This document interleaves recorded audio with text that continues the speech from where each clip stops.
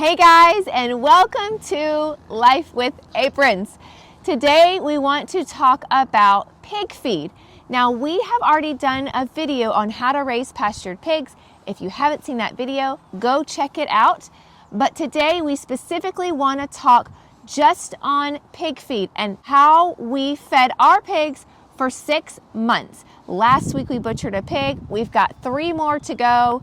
And so today we're doing the last of our feeding. We're going to butcher another one tomorrow. So we want to show you guys how we feed our pigs.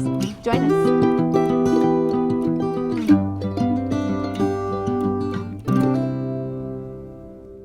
All right, let's talk about the first layer of feeding that we do. The first layer that we do is kitchen scraps. We have lots of kitchen scraps.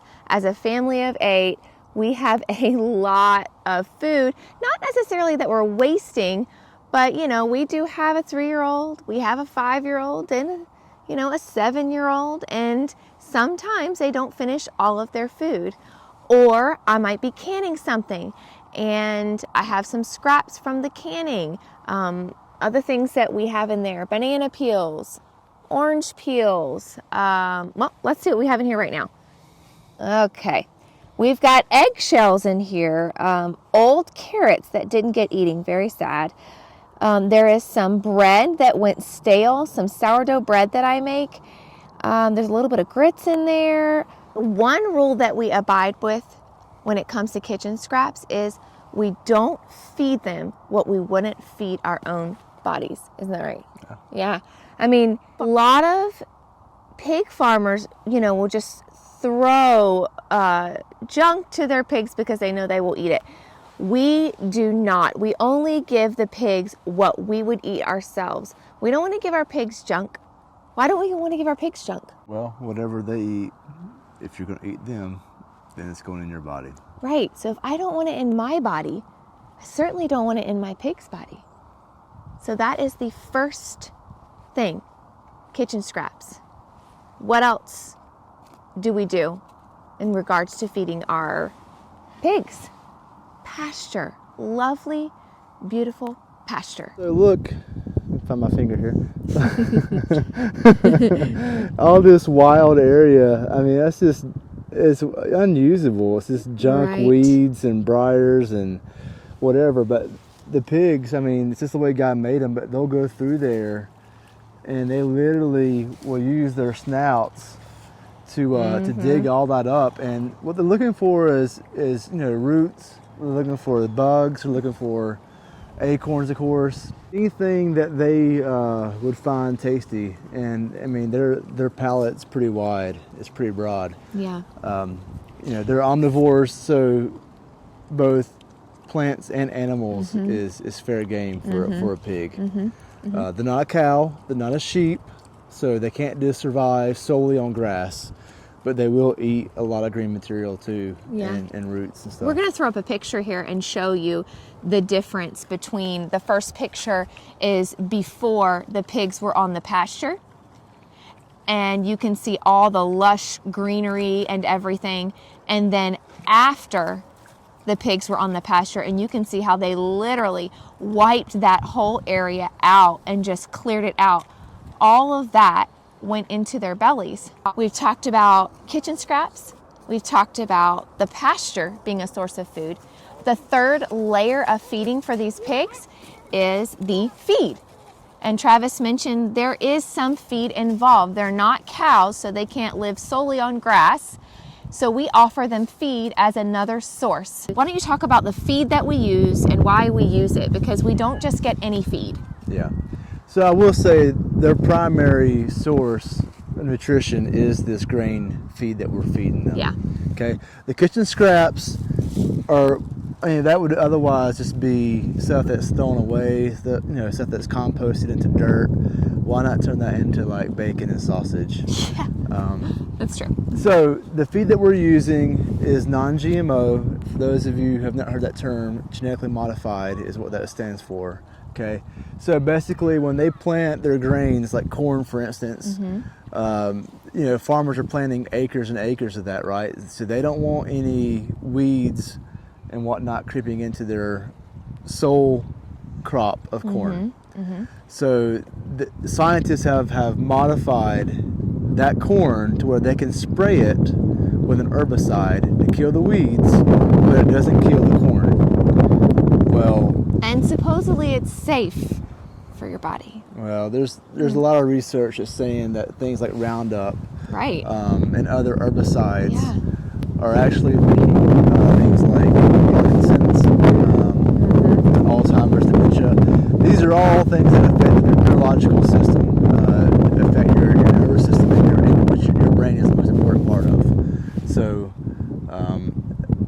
I would really highly recommend, even if you're not doing organic. Organic, a lot of times, is a stamp. You know, I mean, there are folks that are growing without chemical fertilizer, but they're not going through the whole regulation process of getting that stamped.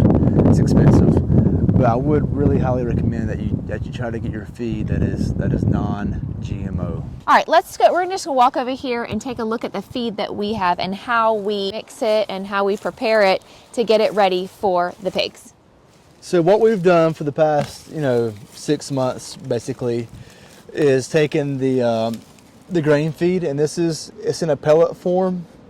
So we just take the scoop, and for our size, I mean, we're talking about, we had 4 pigs and they started off at 40 pounds as feeder pigs. Now they're about 275-ish.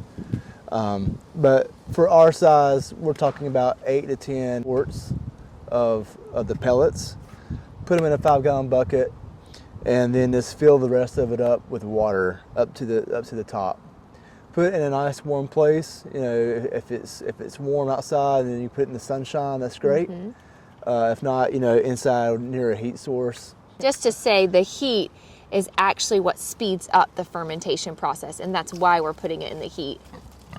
Yeah, exactly. And this has only been fermented overnight, so you could do it longer, and the longer you do it, the more fermented it will be.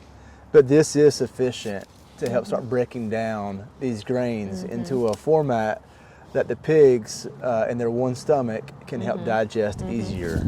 And they're staring at us. They are ready to eat. Yeah, they can smell it.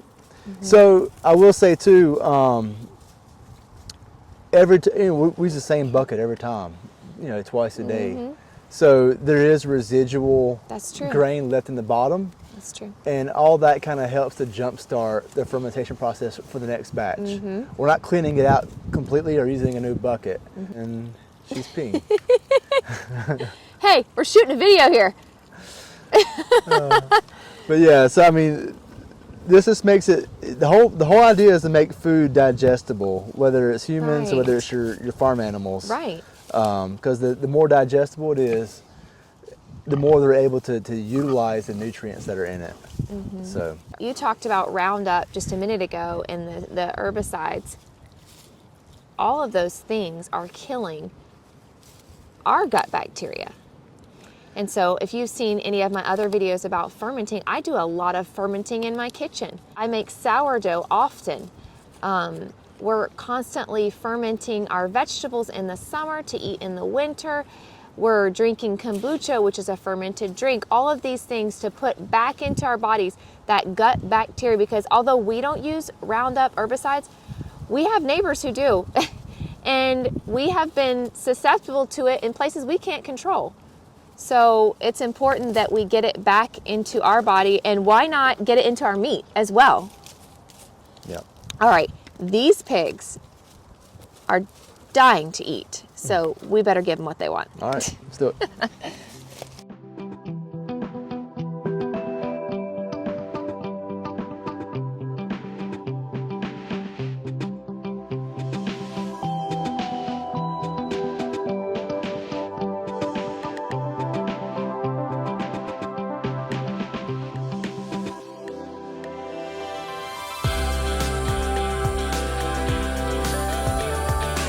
Okay guys, we are done. The pigs are eating. They're happy.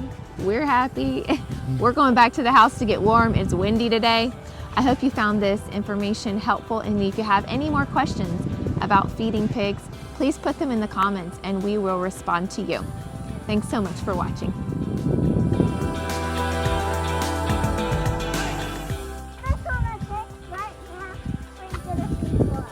Okay, we're gonna go put it on the deck and then we're gonna fill it back up again for the piggies. Yes.